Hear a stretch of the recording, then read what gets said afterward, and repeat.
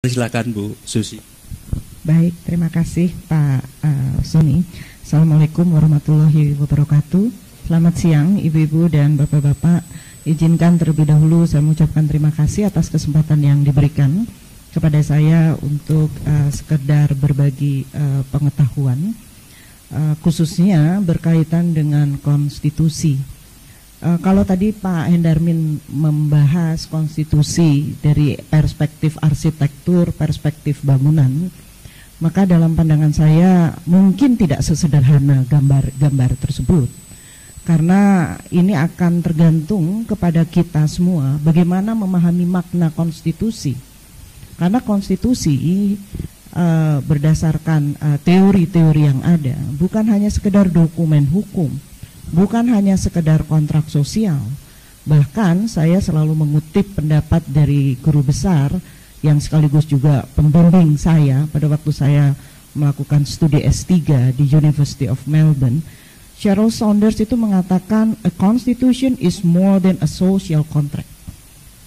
Konstitusi itu lebih dari sekedar kontrak sosial. It is rather an expression of the general will of a nation. Dia itu merupakan ekspresi dari keinginan sebuah bangsa yang ada di negara itu. It is a reflection of its history. Itu merupakan refleksi dari sejarah yang dialaminya. Fears, ketakutan-ketakutan yang pernah dialami oleh bangsa itu. Kemudian concern, keprihatinan, aspirasi-aspirasi. And indeed, kata dia tutup dengan kalimat, dengan kata yang sangat bagus. The soul of the nation. Jadi makna konstitusi itu jiwa bangsa. Bukan hanya sekedar kontrak sosial. Oleh karena itu menjadi seperti yang tadi saya katakan, menjadi tidak sesederhana seperti yang digambarkan. Karena banyak sekali aspek-aspek yang berada di luar gambar-gambar itu yang mungkin juga tidak dapat digambarkan. Gitu. Yang tadi digambarkan itu yang berkaitan dengan yang kasat mata. Tetapi yang tidak kasat mata, fear, ketakutan, sejarah, aspirasi, itu tidak kasat mata semua. Untouchable, tidak dapat kemudian kita gambarkan, sangat abstrak. Bagaimana dulu bangsa Indonesia 350 tahun mengalami penjajahan dengan berbagai macam ketakutan yang pernah dia derita, yang pernah kita derita. Maka muncul di dalam preambulnya, kemerdekaan itu adalah hak segala bangsa. Itu adalah refleksi dari semua yang sudah dilalui selama 350 tahun di bawah penjajahan Belanda, 3,5 tahun di bawah penjajahan Jepang.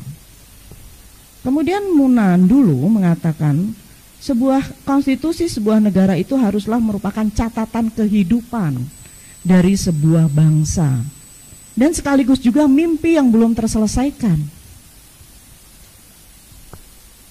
Konstitusi itu harus menjadi autobiografi nasional yang mencerminkan kemajemukan masyarakat, pluralisme masyarakatnya, dan juga menuliskan visi seluruh masyarakat dan dapat meyakinkan bahwa konstitusi itu, bahwa dalam konstitusi itu semua mimpi, semua cita-cita, semua harapan itu dapat dicapai. Itu adalah konstitusi.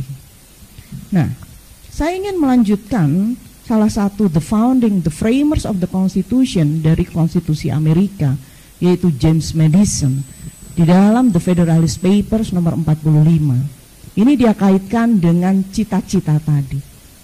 Madison secara clear, secara eksplisit mengatakan bahwa tujuan dari negara yang itu tercantum di dalam konstitusi itu adalah the solid happiness of the people. The solid happiness of the people. Dan selanjutnya dia katakan terserah bentuk pemerintahannya mau seperti apa. Tapi yang penting the solid happiness of the people itu tercapai. Dan ini secara jelas tergambar di dalam pembukaan Undang-Undang Dasar 1945 kita, bahwa tujuan negara itu adalah melindungi segenap bangsa Indonesia dan seluruh tumpah darah Indonesia, memajukan kesejahteraan umum, mencerdaskan kehidupan bangsa, dan ikut melaksanakan ketertiban dunia berdasarkan kemerdekaan, perdamaian abadi, dan keadilan sosial. Ini adalah the solid happiness of the Indonesian people menurut saya. Oleh karena itu semua aktivitas penyelenggaraan negara, semua aktivitas penyelenggaraan pemerintahan harus ditujukan dalam rangka pencapaian the solid happiness of the people tadi. Oleh karena itu, di dalam paparan saya, dalam bayangan saya yang bukan orang arsitektur, bangunan konstitusi demokratis itu sangat terpengaruh atau isu-isu yang berkaitan dengan bangunan konstitusi demokratis itu berkaitan dengan makna dan pengertian konstitusi, kemudian berkaitan dengan pembentukan konstitusi itu sendiri, ataupun kalaupun tidak pembentukan bagaimana perubahannya, bagaimana kemudian aktualisasi konstitusi itu, dan yang tidak kalah penting adalah materi muatan konstitusi. Jadi bangunan konstitusi demokratik itu menurut saya akan terpengaruh oleh keempat hal ini. Bagaimana? Yang pertama, sekarang kita lihat makna dan pengertian konstitusi. Tadi saya sudah sampaikan bahwa konstitusi itu lebih dari sekedar kontrak sosial, lebih dari sekedar dokumen hukum. Casey Ware di dalam bukunya ini memberikan pengertian konstitusi dalam arti luas dan konstitusi dalam arti sempit. Konstitusi dalam arti sempit itu hanya menunjuk pada dokumen, satu dokumen seperti yang kita miliki, Undang-Undang Dasar 1945. Inggris itu bukan negara yang mempunyai konstitusi yang terdokumentasi, tapi dia bukan juga negara yang tidak demokratik. Inggris itu adalah constitutional democratic state, meskipun dia tidak punya konstitusi yang terdokumentasi. Oleh karena itu saya masukkan di sini, ketika kita mengartikan konstitusi itu bukan hanya semata-mata dokumen yang tertulis, tetapi juga termasuk aturan-aturan yang tidak tertulis. Termasuk di situ praktek-praktek ketatanegaraan dan kebiasaan-kebiasaan ketatanegaraan. Israel juga tidak punya dokumen konstitusi seperti yang kita miliki. Kemudian juga beberapa negara lain. Joseph Raz di dalam salah satu tulisannya itu mengklasifikasikan ini saya baru membaca ini, yaitu thick and thin version of the Constitution. Jadi ada konstitusi dalam arti kalau secara literal kita terjemahkan konstitusi yang tipis dan konstitusi yang gemuk gitu ya. Kalau literal terjemahan literalnya, apa sih yang dimaksud oleh Raz sebagai konstitusi yang tipis itu? Yaitu konstitusi di mana di dalamnya diatur susunan organisasi negara. Tetapi ketika bicara mengenai konstitusi yang dalam arti gemuk tadi, itu bukan hanya semata-mata aturan yang mengatur organisasi negara, tetapi termasuk juga mekanisme-mekanisme yang tersedia untuk menjamin bahwa konstitusi itu dapat berjalan dengan baik. Saya akan lanjutkan, ada makna lain yang disampaikan oleh Donald Horowitz. Dia katakan konstitusi itu punya dua karakter utama, yaitu mechanical and ideological aspirational. Dia disebut mekanik karena konstitusi itu mengatur organ-organ, alat kelengkapan negara, cara bekerja organ dan lain sebagainya. Sedangkan karakter aspirasi ideologi itu menunjukkan bahwa konstitusi itu memuat tujuan-tujuan bersama yang hendak dicapai oleh bangsa itu. Jadi itu sifatnya tadi yang dikatakan oleh Saunders gitu ya, bahwa dia memuat aspirasi-aspirasi. Kemudian kita akan masuk pada isu yang kedua, yaitu kalau bagaimana caranya kita mengatakan bahwa konstitusi itu demokratis atau tidak demokratis. Sekarang kita mulai masuk pada pembentukan konstitusi, constitution making. Kita akan lihat bagaimana constitution making di Undang-Undang Dasar 1945 yang belum perubahan dan yang setelah perubahan. Jadi ini ada berbagai macam teori mengenai constitution making. Dan praktek Afrika Selatan itu dianggap sebagai salah satu praktek yang paling berhasil untuk membentuk satu konstitusi yang demokratis gitu. Jadi dia bagi menjadi beberapa tahapan, pembentukannya itu dibagi menjadi beberapa tahapan. Nah, pembentukan konstitusi demokratis pada masa sekarang itu beranjak dari approach new constitutionalism. Konstitusionalisme baru. Vivian Hart mengatakan, kalau dulu pembentukan konstitusi, dia katakan di sini, we used to think of a constitution as a contract, sebuah kontrak yang dinegosiasikan antara mereka-mereka yang terlibat di dalam kontrak, kemudian diselesaikan, dan ketika itu disetujui tinggal tanda tangan. New constitutionalism tidak menghendaki seperti itu. Yang dia kehendaki itu adalah terbentuknya sebuah conversational constitution, sebuah konstitusi yang terbentuk melalui dialog-dialog. Bukan hanya mereka elit penguasa, tetapi juga rakyat atau masyarakat yang akan terkena konstitusi itu. Itu yang dikatakan sebagai conversational constitution, gitu ya. Nah, dengan demikian, Ibu dan Bapak, proses itu menjadi penting bagi kita. Bukan hanya sekedar hasil akhir sudah terbentuk konstitusi yang disetujui oleh badan pembentuk undang-undang dasar misalnya. Bukan hanya sekedar itu. Proses matters, kalau kita katakan secara singkat. Proses itu menjadi penting. Apalagi ketika kita bicara soal legitimasi dan lain sebagainya. Proses itu sangat penting. Ibu dan Bapak, mengapa Amerika Serikat, Australia, untuk proses perubahan undang-undang dasar, itu membutuhkan, Australia misalnya referendum. Kemudian Amerika membutuhkan ratifikasi negara bagian. Karena ingin melibatkan semaksimal mungkin rakyat. Jadi final say-nya itu ada di rakyat. Apakah mereka setuju perubahan atau tidak, begitu. Dan referendum itu merupakan salah satu bentuk dari demokrasi langsung, gitu. Nah, dengan demikian, saat sekarang ada beberapa prinsip yang biasanya digunakan ketika satu konstitusi itu hendak dibentuk. Prinsip yang pertama adalah partisipasi masyarakat atau public participation. Kemudian yang kedua inclusiveness and representation, termasuk di dalamnya keterwakilan perempuan. Kemudian yang ketiga transparansi, dan yang keempat itu adalah national ownership. Jadi konstitusi nanti yang dihasilkan itu adalah konstitusi yang dimiliki oleh semua orang yang ada di negara itu. Dan itu akan meningkatkan degree of ownership, itu menjadi penting, gitu. Karena nanti kita akan bicara mengenai budaya konstitusi pada akhirnya. Sekarang kita beranjak kepada materi muatan. Casior mengatakan di dalam bukunya, tidak ada satupun konstitusi, model konstitusi yang applicable untuk negara lain. Masing-masing negara punya materi muatan sendiri, masing-masing negara lah yang akan memutuskan materi-materi apa yang akan saya masukkan di dalam konstitusi itu. Jadi kalau misalkan tadi Pak Endarmin bingung apakah misalkan masih ada lembaga tinggi sudah tidak ada lagi Pak sekarang. Istilah lembaga tinggi dan tertinggi itu sudah tidak ada lagi.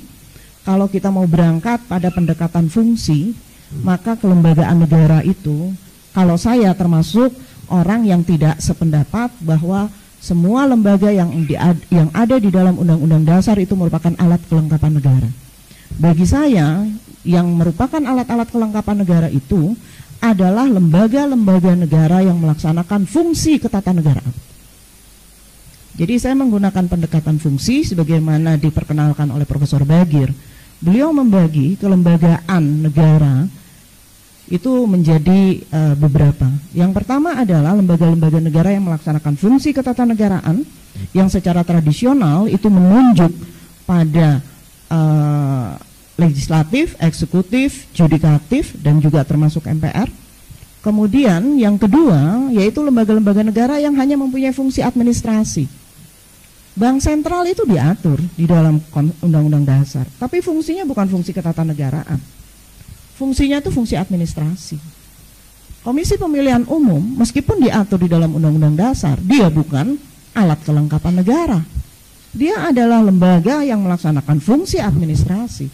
Dengan demikian kalau kita bicara mengenai bangunan hierarki, kalaupun kita masih mau membentuk hierarki itu, maka menurut saya seharusnya lembaga-lembaga negara yang melaksanakan fungsi ketatanegaraan itulah yang berada pada hierarki yang paling atas.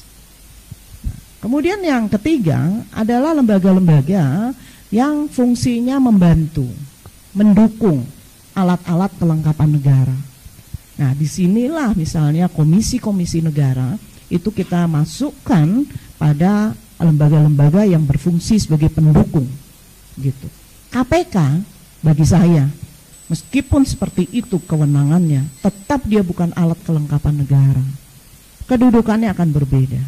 Komisi yudisial meskipun diatur di dalam bab mengenai kekuasaan kehakiman, dia bukanlah badan yang melaksanakan kekuasaan kehakiman. Itu adalah salah satu kesalahan terbesar menurut saya dari para perubah undang-undang dasar. Memasukkan komisi yudisial di dalam bab mengenai kekuasaan kehakiman. Karena kalau kita berangkat dari pengertian kekuasaan kehakiman itu adalah badan yang memeriksa, memutus perkara. Itu adalah pengertian kekuasaan kehakiman, gitu. Saya sendiri tidak tahu bagaimana komisi yudisial bisa masuk ke bab kekuasaan kehakiman. Tapi yang jelas Pak Endarmin, komisi yudisial yang sekarang kita miliki itu adalah the unfinished story. Satu komisi yudisial yang belum selesai itu tiba-tiba dimasukkan. Jadi sebetulnya konsepnya, desainnya tidak seperti yang sekarang, gitu. Bahkan sebetulnya komisi yudisial kalau kita lihat dari fungsinya, itu kan dia merupakan derivatif saja dari DPR. Karena pada akhirnya DPR yang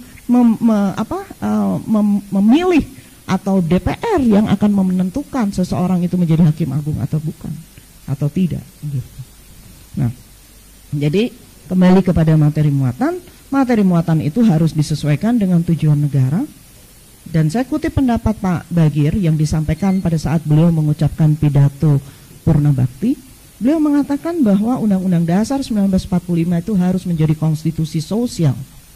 Artinya dia mengatur hak-hak rakyat dan juga kepentingan rakyat di luar politik, yaitu hak atas kesejahteraan, kemakmuran, dan keadilan sosial.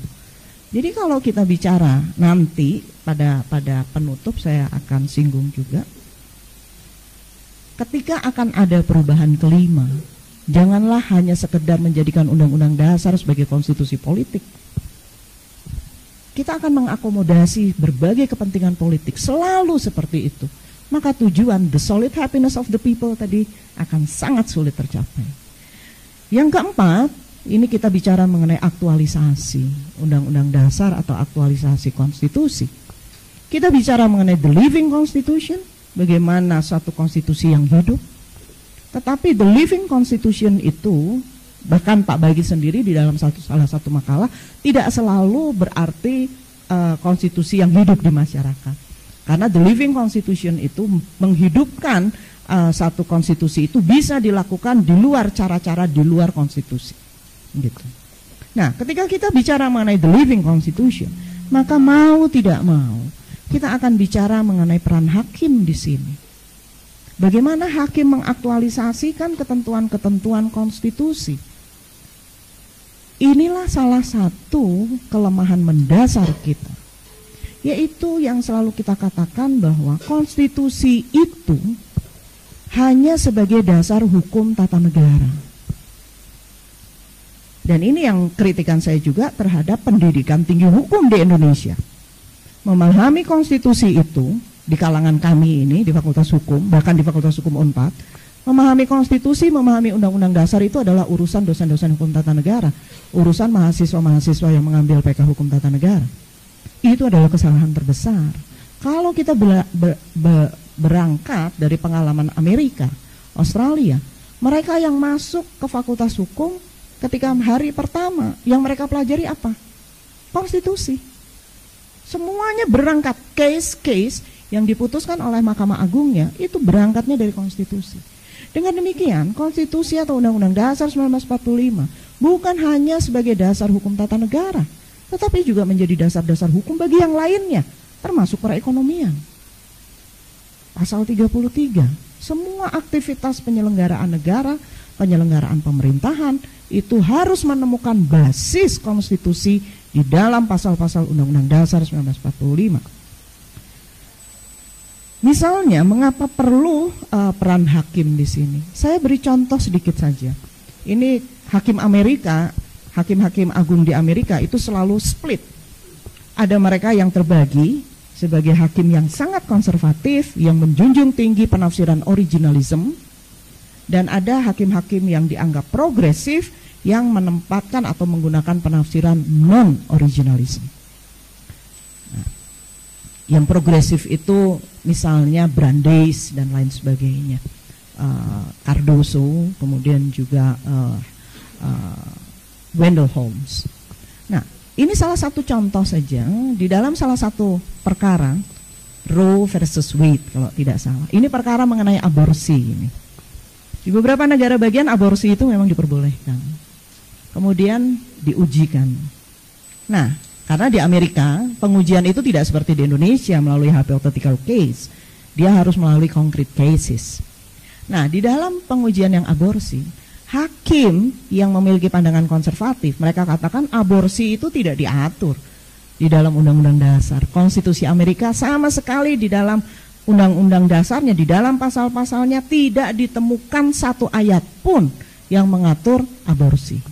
Tapi bagi hakim yang progresif, dia katakan, no, konstitusi kita mengatur.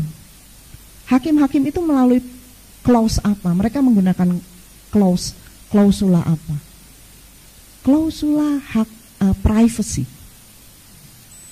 Privacy right. Mereka masuknya lewat privacy right. Karena menurut mereka hak-hak reproduksi itu berkaitan dengan privacy.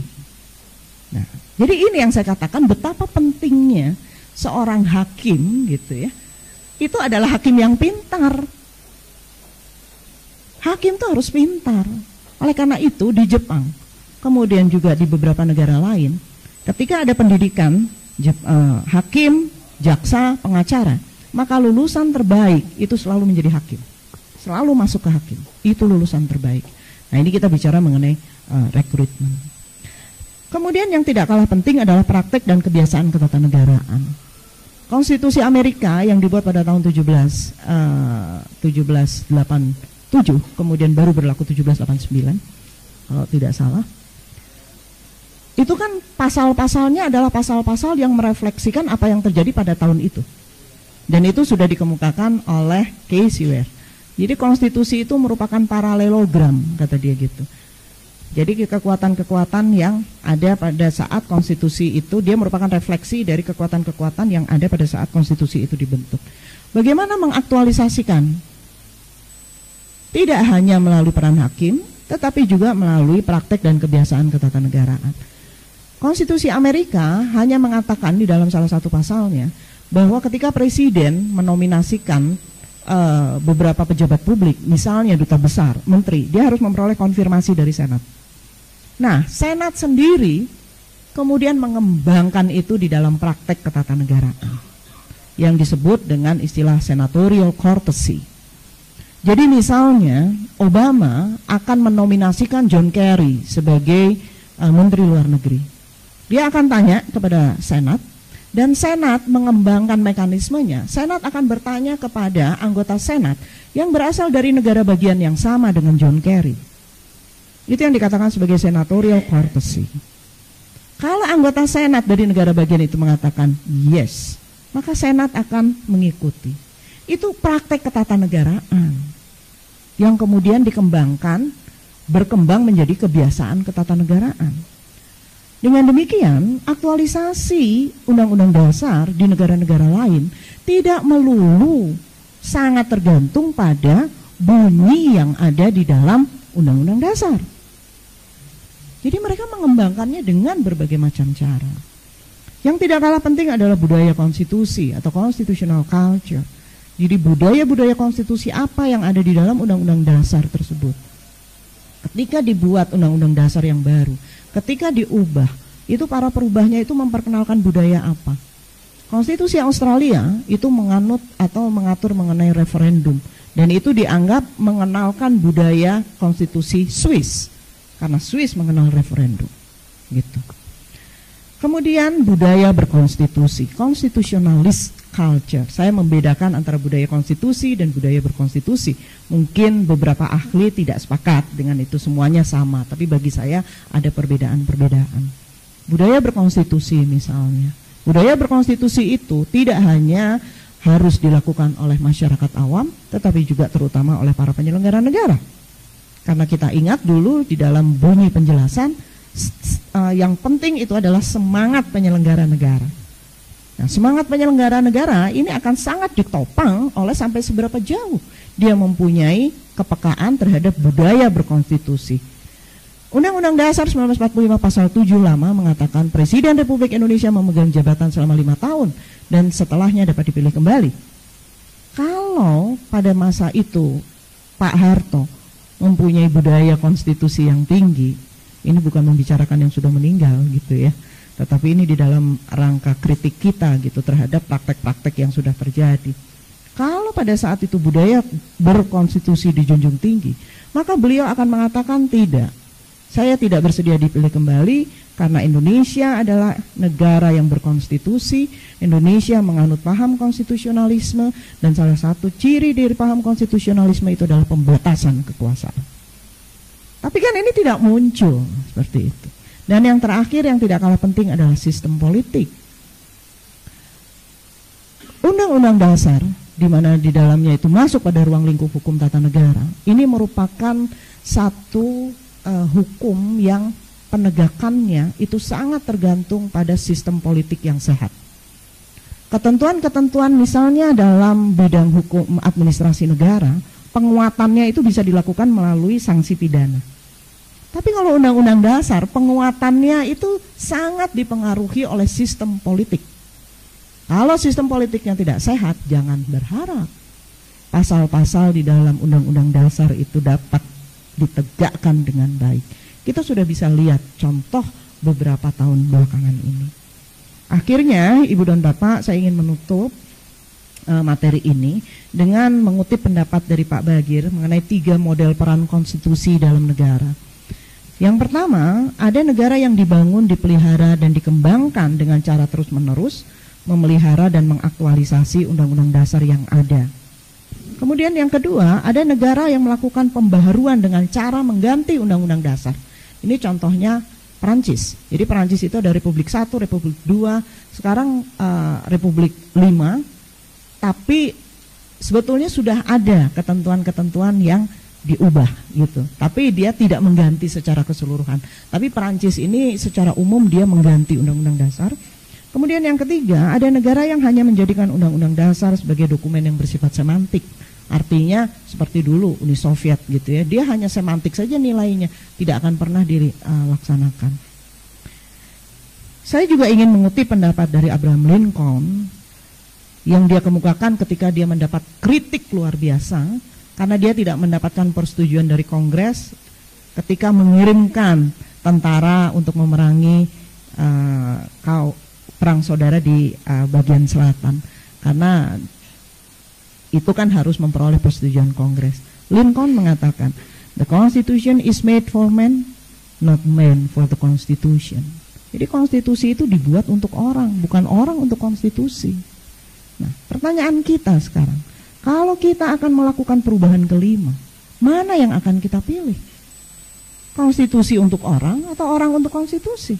Kalau kita memilih orang untuk konstitusi, maka perubahannya hanya akan mengakomodasi kepentingan-kepentingan para elit.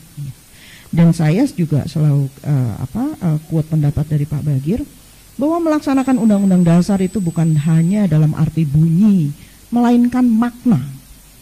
Bukan bunyi pasalnya, tapi apa makna di balik pasal itu.